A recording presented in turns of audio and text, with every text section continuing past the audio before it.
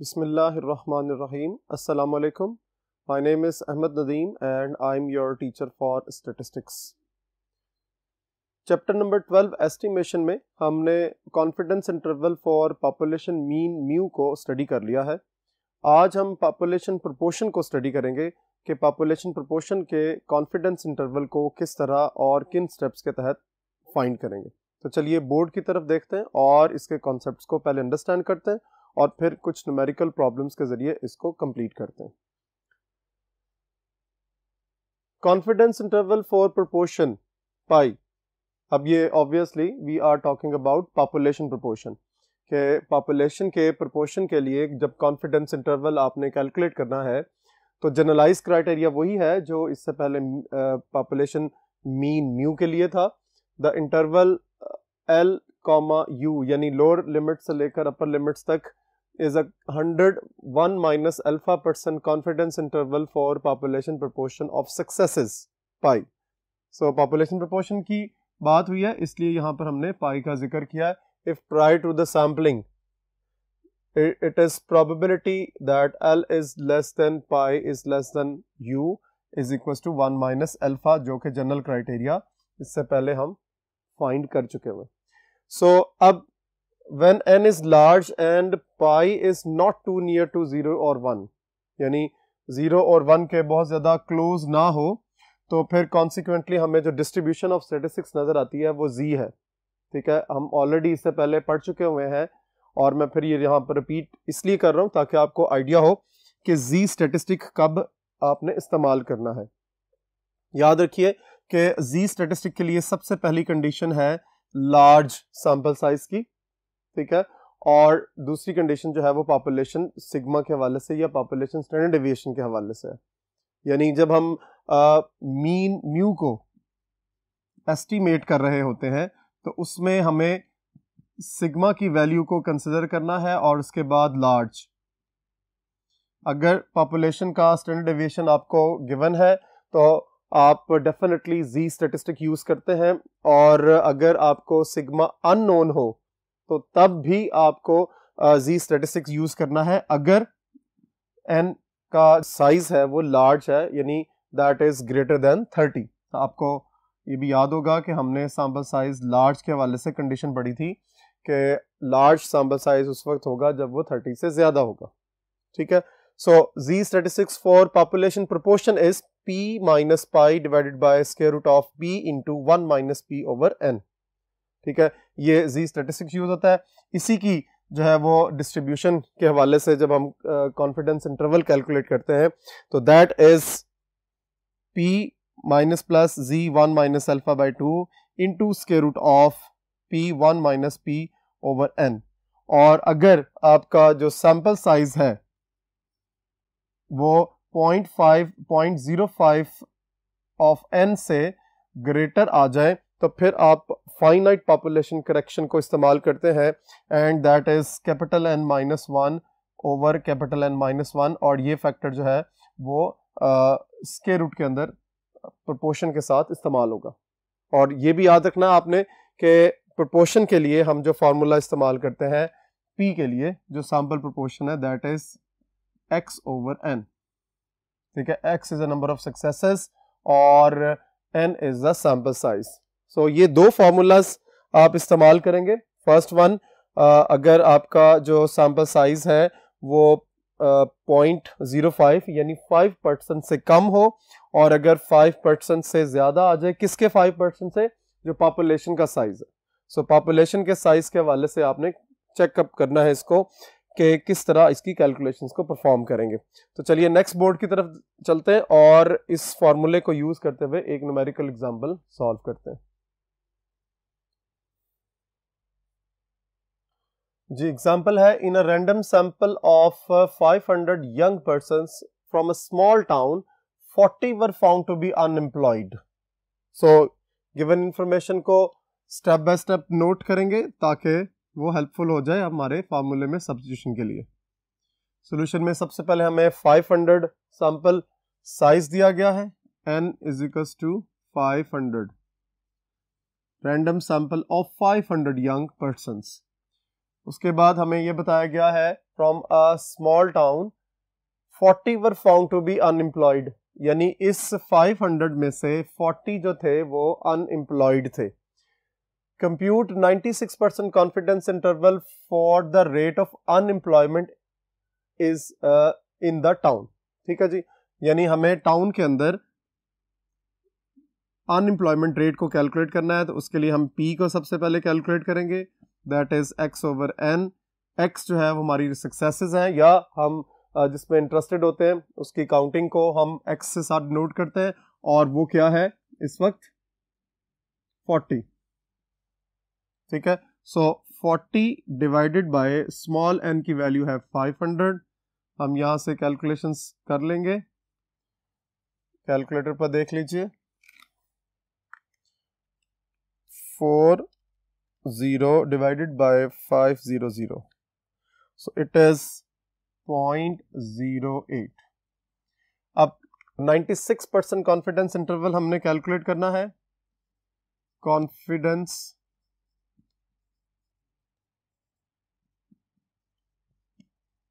Interval is 96%। ठीक हो गया, सो हम ये लिख सकते हैं 1 minus alpha is equal to 0.96, और यहाँ से अल्फा की वैल्यू आ जाएगी 0.04, और alpha by 2 is equal to 0.02। Hence आप ये कह सकते हैं 1 minus alpha by 2 is equal to 0.98, और finally z1 minus alpha by 2 is equal to z.98, that is equal to, जो कि टेबल से हमने कैलकुलेट किया है, 2.054। ठीक है, अब कॉन्फिडेंस इंटरवल का जो फॉर्मूला है हम यहां पर इसको लिखते हैं। फॉर्मूला वो है जी P minus plus Z1 minus alpha by 2 P into 1 minus P over N square root.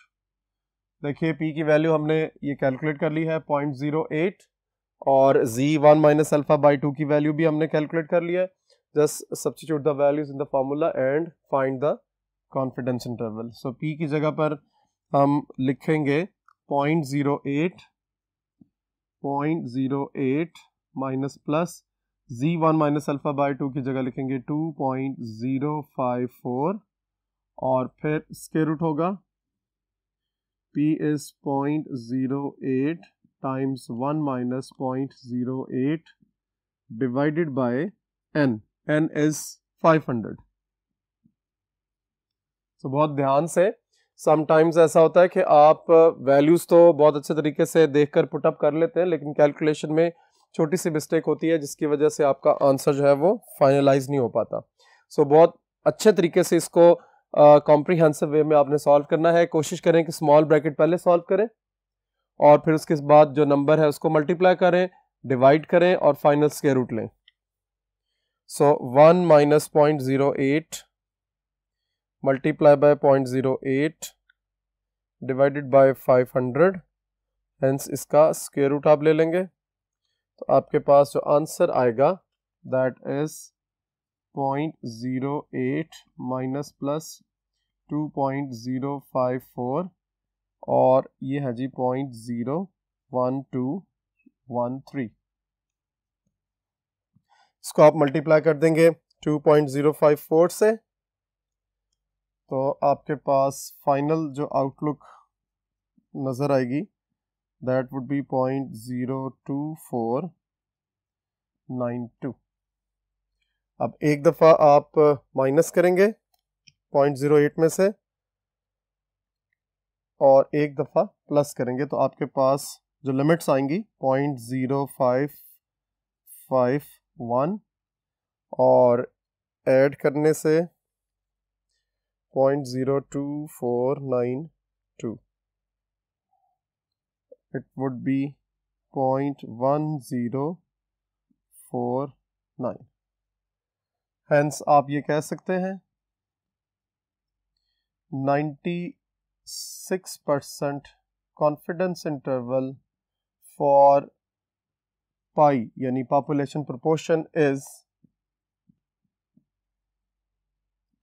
0.0551 is less than pi is less than 0.1049।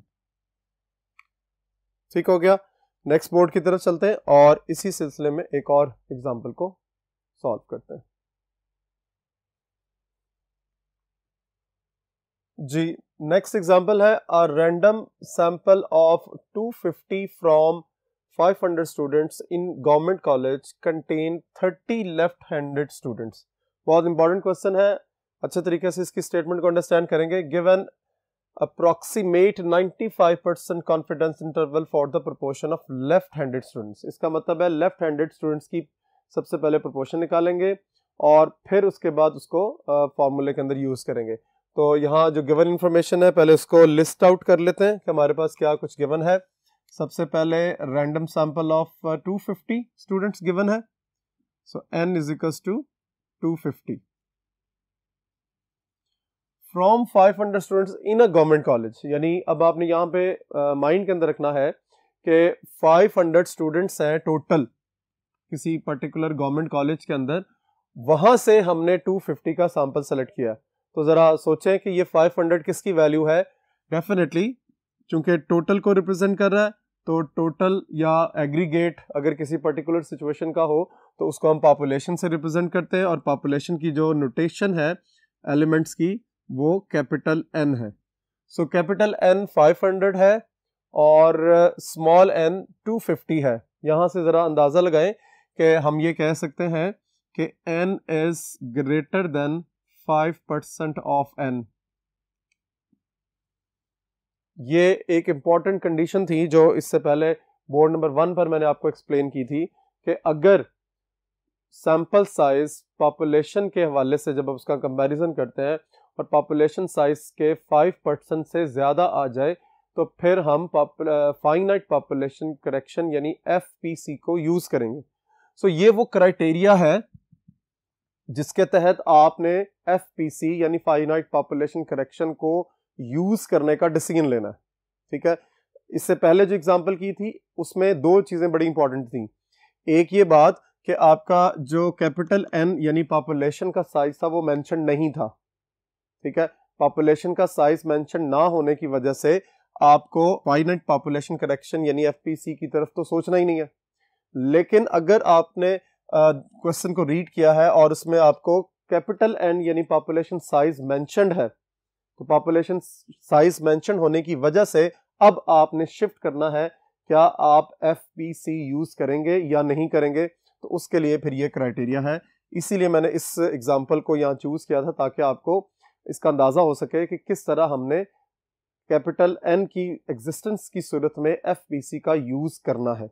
सो अब फाइनली आगे की तरफ मूव करेंगे। P आपको पता है that is x over n। x जो है वो हमारी सक्सेसेस हैं। सक्सेसेस हमारी क्या है इस क्वेश्चन के अंदर, left handed students. So left handed students को देखना है सैंपल के अंदर कितने थे और वो है 30। सो 30 डिवाइडेड बाय 250 तो इट इज, इसको कैलकुलेटर पर सॉल्व कर लेते हैं। 30 डिवाइडेड बाय 250 दिस इज 0.12। ठीक हो गया। अच्छा जी, अब 0.12 आपने कैलकुलेट कर लिया है। कॉन्फिडेंस इंटरवल आपने कितना कैलकुलेट करना है जी, 95%। सो कॉन्फिडेंस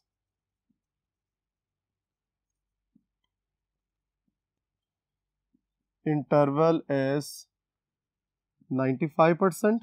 सो वही क्राइटेरिया जिससे पहले हम यूज करते हुए आ रहे हैं कि 95% को 1 माइनस अल्फा के अगेंस्ट पुट अप करेंगे। यहां से हम अल्फा को कैलकुलेट करेंगे, अल्फा बाय 2 को कैलकुलेट करेंगे,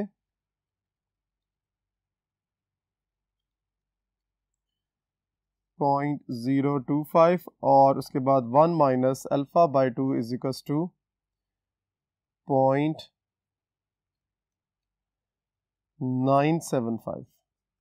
हेंस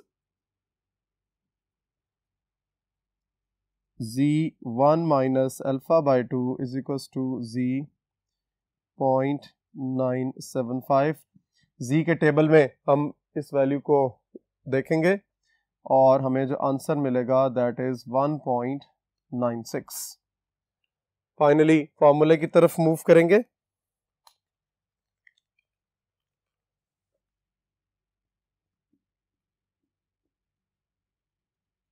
फॉर्मूला आपका होगा P minus plus Z 1 minus alpha by 2 P into 1 minus P divided by N और स्क्वायर रूट, लेकिन साथ में FPC भी इन्वॉल्व होगा, capital N minus small n divided by capital N minus 1। So be careful कि इसको use करने का जो क्राइटेरिया डिफाइन हुआ है वो आपने माइंड के अंदर रखना है, क्योंकि ये ऑलमोस्ट 50% है अपनी पॉपुलेशन का। सो 50% बहुत ज़्यादा सैंपल साइज है, तो इसलिए हम फाइनाइट पॉपुलेशन करेक्शन को यहाँ पर इस्तेमाल कर सकते हैं। सो पी की जगह पर आप पुटअप करेंगे 0.12 minus plus Z1 minus alpha by 2 की जगह पुटअप करेंगे 1.96 और फिर स्क्वायर रूट में हमारे पास P की जगह पर 0.12 टाइम्स 1 माइनस 0.12 और कैपिटल N हमने जो लिखा था that is 500 minus 250 divided by N के लिए अलग से स्पेस रखेंगे दैट इज 250 और यहाँ पर 500 माइनस 1। अब इसको बहुत ध्यान से हम सॉल्व करेंगे स्टेप बाय स्टेप।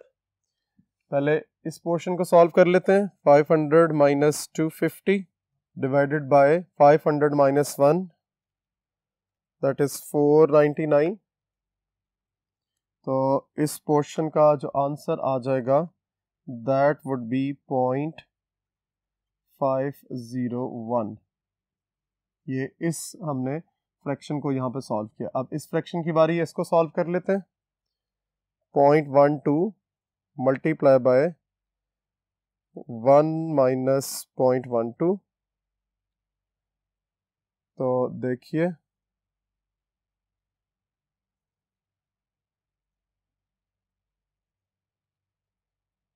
इसका आंसर आ जाएगा 0.1056 और इसको डिवाइड करेंगे 250 से, सो इट वुड बी 0.00042 और बाकी जो टर्म्स हैं वो अभी एज इट इज यूज होंगी, लेकिन स्क्वायर रूट को भी ध्यान से देखना है आपने। स्क्वायर रूट हमारा यहाँ तक है। सो 0.00042 को मल्टीप्लाई करेंगे 0.501 के साथ और उसका आंसर जो आएगा उसका स्क्वायर रूट ले लेंगे, मल्टीप्लाई करेंगे 1.96 बाहर, तो फिर फाइनल जो आउटलुक होगी 0.12 माइनस प्लस 0.0285। एक दफ़ा प्लस करेंगे और एक दफ़ा माइनस करेंगे।